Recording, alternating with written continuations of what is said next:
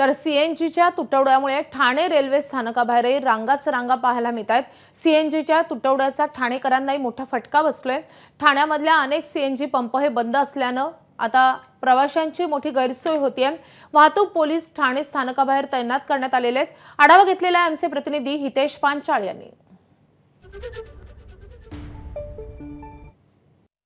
सीएनजीचा तुटवडा मुंबई असेल, ठाणे असेल, नवी मुंबई परिसरामध्ये आज सकाळपासूनच आपल्याला पाहायला मिळालाय की सध्या ठाण्यातील रेल्वे स्टेशन या परिसरामध्ये आणि या ठिकाणी जर पाहिलं की जे रिक्षाची जी संख्या आहे त्याच्यामध्ये घट झालेली आहे। त्यामुळे स्टेशन परिसरामध्ये मोठ्या प्रमाणात जे गर्दी आपल्याला इथे नागरिकांची आपल्याला पाहायला मिळते।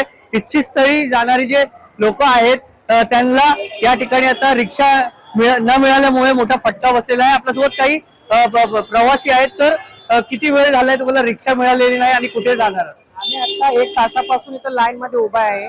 आम्हाला ऑफिसला टायमिंगला पोहोचायचं आहे, तर आम्ही 1 तासापासून लाईन मध्ये उभा राहिलेलो आहे। यांनी काहीतरी दुसरा पर्याय शोधला पाहिजे यासाठी, कारण हे दररोजच हाल होते आमचे। आणि या ठिकाणी जर पाहिलं की अशी मोठी लाईन आपल्याला दिसून येत आहे। जे प्रवासी आहे तासोन तास या ठिकाणी स्टेशन परिसरामध्ये रिक्षा पकडण्यासाठी थांबलेले आहेत। काहींना लेट मार्क पडलेला आहे आणि ठाण्यामध्ये बरेच जे सीएनजी जे पंप स्टेशन आहेत ते देखील बंद आहे। ते कधी पूर्वपदावर येत आहेत ते आपलं पाहणं गरजेचं ठरणार आहे। व्हिडिओ जर्नलिस्ट विनय राजभरचा हितेश पांचाळ, एबीपी माझा, ठाणे। एबीपी माझा, उघडा डोळे बघा नीट।